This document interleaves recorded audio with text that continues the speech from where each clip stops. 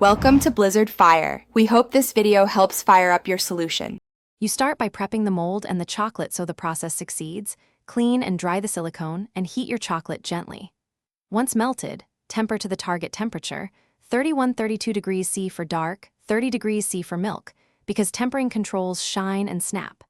Now, using a piping bag or spoon, fill each cavity about 90% full to avoid air pockets.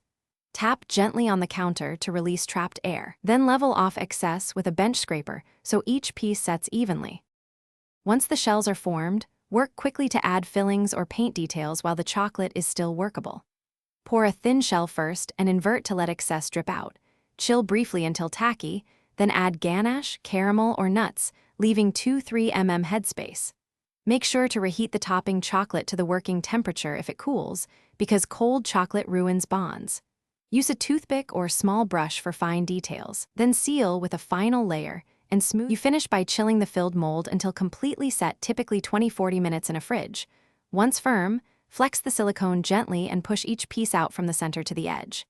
If edges stick, warm the back briefly under a warm cloth to loosen then release.